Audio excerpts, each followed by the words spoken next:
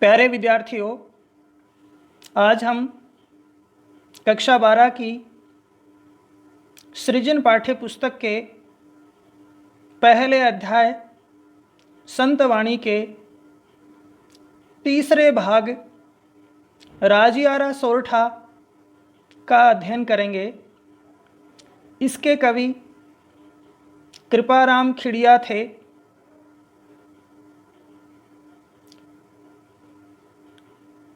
ये चारण जाति के खिड़िया शाखा से हैं। ये मूल रूप से मारवाड़ राज्य, वर्तमान में पाली जिला के एक गांव खराड़ी से संबंधित हैं। इनके पिता जगराम खिड़िया को कुचामन के शासक ठाकुर जालिम सिंह द्वारा जसूरी गांव जागीर के रूप में दी थी। वहीं इनका जन्म सन 1743 ईस्वी में जसूरी गांव में ही इनका जन्म हुआ था। यहीं इनकी शिक्षा प्रारंभ हुई। ये राजस्थानी भाषा, डिंगल और पिंगल के उत्तम कवि व संस्कृत के विद्वान होने के कारण उन्हें सीकर के राव राजा लक्ष्मण सिंह ने अपने दरबार में बुलवा लिया और ये वहीं रहने लगे। इनकी काव्य प्रतिभा और कार्यों से प्रभावित होकर इन्हें महाराजपुर और लच्छीपुरा गांव जागीर में दिए। कुछ साहित्यकारों का मानना है कि इन्हें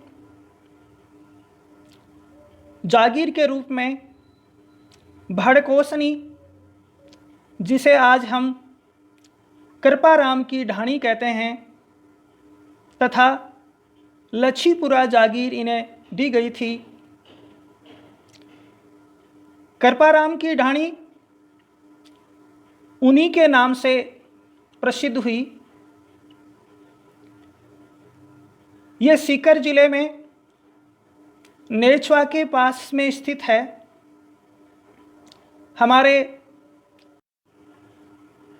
हमारे शिक्षा मंत्री श्री गोविंद सिंह जी डोटासरा भी मूल रूप से कृपाराम जी की ढाणी के ही हैं। श्री कृपाराम खिड़िया के वंशज वहाँ गांव में आज भी रहते हैं।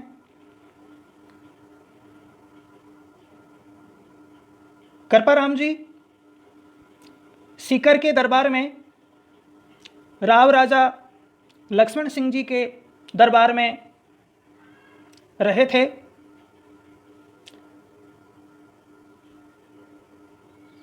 कृपाराम जी एक बार बीमार पड़ गए।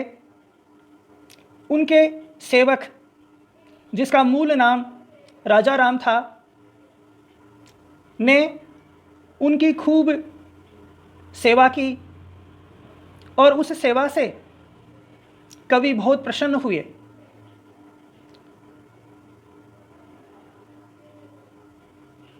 राजा राम जो उनका सेवक था, उनके कोई संतान न थी।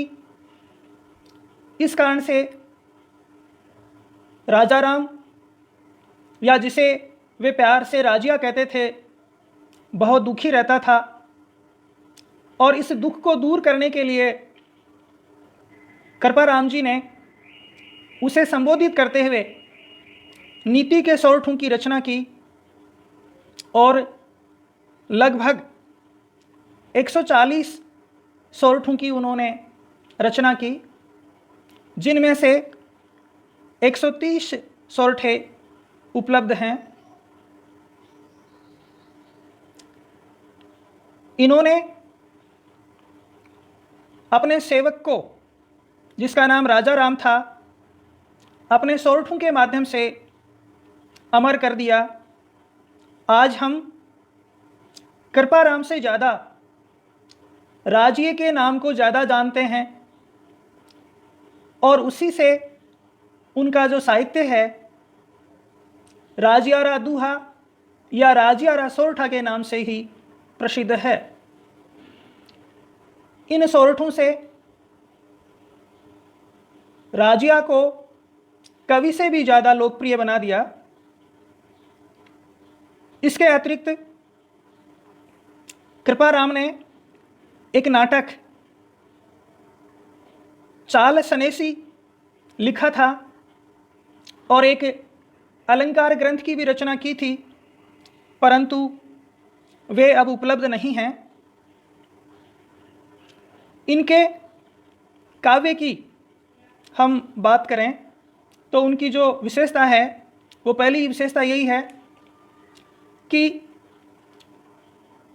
साहित्य के क्षेत्र में ये ऐसे पहले कवि थे जिन्होंने अपने सेवक को अपने से ज़्यादा प्रतिष्ठित करवाया, लोकप्रिय बनाया। ये ऐसे पहले कवि थे। दूसरी इसकी प्रमुख विशेषता यह है कि संबोधन काव्य के रूप में शायद ये पहली रचना है जिसमें अपने सेवक को संबोधित करते हुए, हे राजिया संबोधित करते हुए उन्होंने रचनाएं लिखी। इसके अतिरिक्त इनके सोरठों में नीति संबंधी बातें हैं जिनको इन्होंने बहुत ही सहज और सरल तरीके से अपने सोरठों में समझाया है। भाषा एवं भाव की दृष्टि से इनके समक्ष अन्य कोई दोहा या सोरठा का संग्रह नहीं ठहरता है या उनसे इनकी तुलना नहीं की जा सकती है। तो अब इस पाठ में हम नीति और आदर्श लोक मर्यादा की सीख देने वाले 7 सोरठों का अध्ययन करेंगे। पहला सोरठा लेते हैं। उपजावे अनुराग कोयल मन हरखित करे, कड़वो लागे काग रसना राग गुण राजिया। सबसे पहले कठिन शब्दार्थ लेंगे। उपजावे का अर्थ है उत्पन्न करती है या उत्पन्न होना। अनुराग प्रेम, हरखित प्रसन्न, कड़वो कटु या कड़वा, काग कौवा, रसना जीभ, वाणी और राजिया कवि का सेवक। अब प्रसंग लिखेंगे। प्रस्तुत सोरठा कवि कृपाराम खिड़िया द्वारा रचित नीति संबंधी सोरठों से लिया गया है, जिसमें कवि ने मधुर वाणी की प्रशंसा की है। व्याख्या लिखेंगे। कवि कृपाराम जी कहते हैं कि हे राजिया, कोयल अपनी मधुर वाणी से सबके हृदयों में प्रेम उत्पन्न करती है और सबको प्रिय लगती है, जबकि कौवा अपनी कर्कश या कटु वाणी से सबको बुरा लगता है। यह वाणी का ही प्रभाव है। इस कारण से हमें सभी के साथ मधुर वाणी में ही व्यवहार करना चाहिए या मधुर वाणी का प्रयोग करना चाहिए। विशेष लिखेंगे। भाषा सरस और सरल राजस्थानी का प्रयोग किया गया है।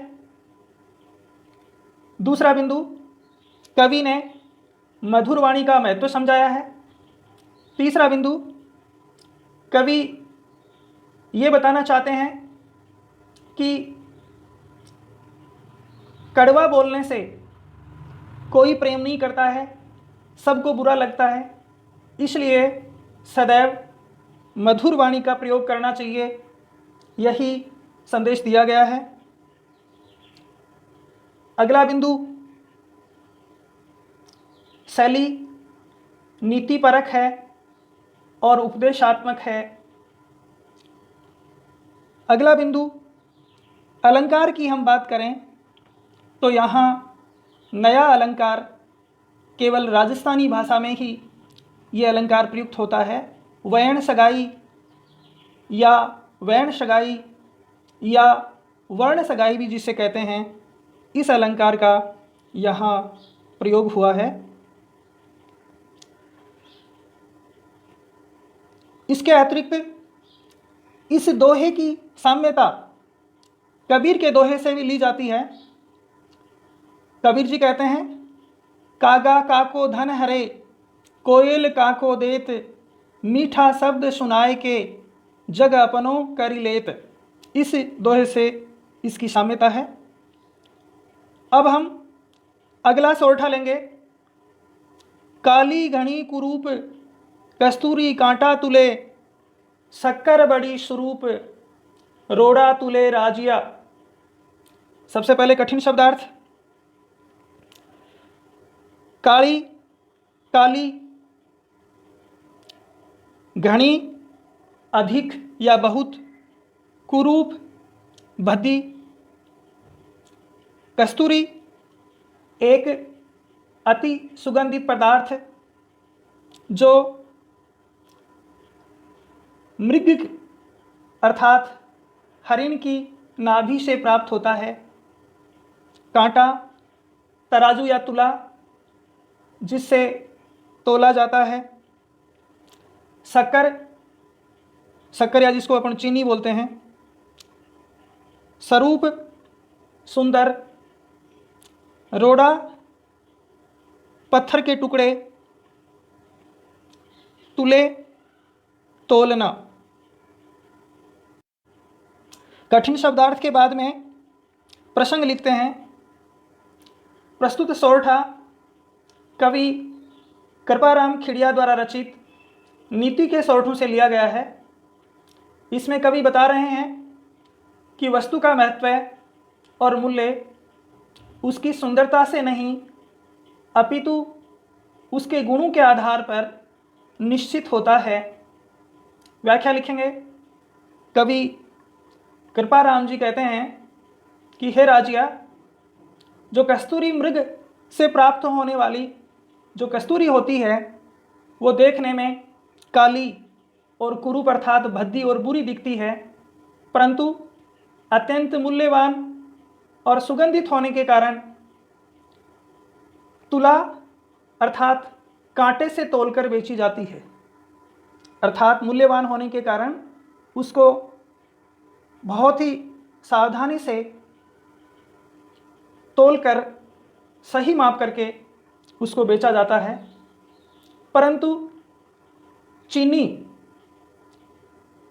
देखने में सफ़ेद और सुंदर दिखाई देती है, परंतु उसे पत्थर के टुकड़ों से तोलकर बेचा जाता है। इसका कारण यह है कि कस्तूरी की सुगंध उसे मूल्यवान बनाती है, इसलिए उसके रूप पर ध्यान नहीं दिया जाता है। अर्थात इसका भाव यह है कि जो व्यक्ति गुणी हैं उनके ज्ञान और उनके गुणों को देखकर ही उसके आवरण को या उसके सुंदर रूप रंग को देखकर ही उसका सम्मान नहीं करना चाहिए, बल्कि व्यक्ति को महत्व उनके सम्मान का जो अधिकार है वो उनके गुणों के आधार पर होता है। यही संदेश यहाँ दिया गया है। विशेष लिखेंगे। इस सोरठे का ये संदेश है कि बाहरी रूप रंग यदि लुभावना हो, सुंदर हो, तो कोई वस्तु मूल्यवान नहीं हो सकती। उसके गुण ही उसका मूल्य निश्चित करते हैं। अतः व्यक्ति को गुणीवान होना चाहिए। दूसरा बिंदु, भाषा सरल और सरस राजस्थानी का प्रयोग किया गया है। तीसरा बिंदु, कवि ने अन्योक्ति के माध्यम से महत्वपूर्ण नीति की शिक्षा दी गई है। चौथा बिंदु अन्योक्ति अलंकार है, क्योंकि अन्य उक्ति के माध्यम से यहाँ नीति की शिक्षा दी गई है। अगला बिंदु काली घनी कुरूप कस्तूरी कांटा तुले पंक्ति में अनुप्रास अलंकार है। इसके अतिरिक्त वयन सगाई अलंकार भी प्रयुक्त हुआ है। अगला सोरठा लेंगे, डूंगर जलती लाए जो वे सारो ही जगत, पर जलती निज पाए रति न सूझे राजिया। सबसे पहले कठिन शब्दार्थ लेते हैं। डूंगर का अर्थ है पहाड़, जलती जलना, लाए अग्नि या आग,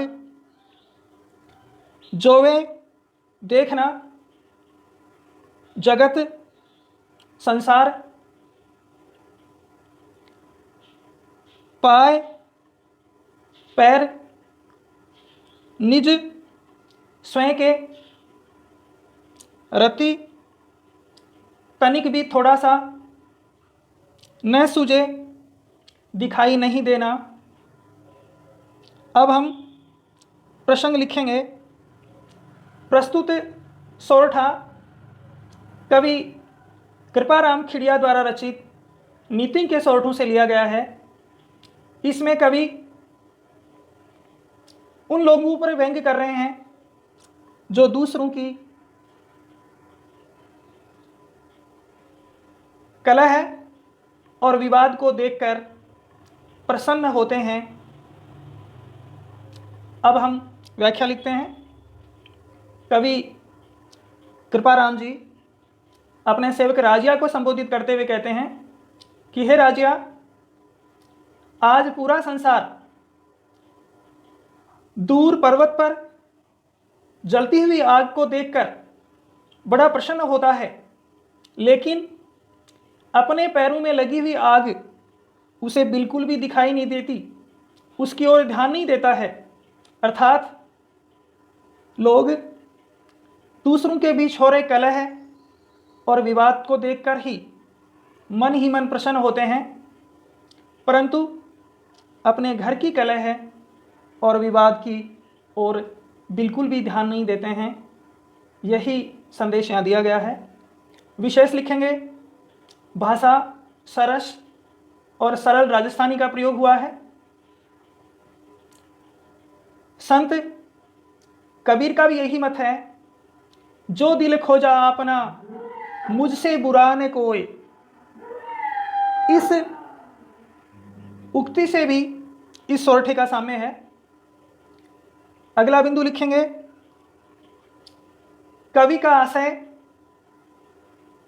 यह है कि दूसरों के दोष निकालने से पहले हमें अपने भीतर झांक कर ये देखना चाहिए कि हमें कितनी दोष हैं, कमियां हैं, या हम कितने दोषों से भरे हुए हैं। यही वो संदेश देना चाहते हैं। शैली व्यंग्यात्मक और उपदेशात्मक है, और इसके लिए अपने राजस्थानी मारवाड़ी में एक कहावत है कि डूंगर जलती दिखावे पर पग जलती को नहीं दिखे। अलंकार की हम बात करें तो यहाँ पर वयन सगाई अलंकार का प्रयोग हुआ है। इसके अतिरिक्त ये जो मैं अभी वयन सगाई अलंकार बता रहा था आपको, ये है विशेषकर राजस्थानी भाषा में ही प्रयुक्त होता है, हिंदी में या संस्कृत साहित्य में कहीं प्रयोग नहीं हुआ है। इसकी विशेषता यह है कि जिस वर्ण की आवृत्ति पहले चरण में पहली बार हो रही है, उसी वर्ण की आवृत्ति उस चरण के अंत में होती है, और इसी क्रम में ये चलता है। जैसे इस सोरठे में मैं आपको बताऊं,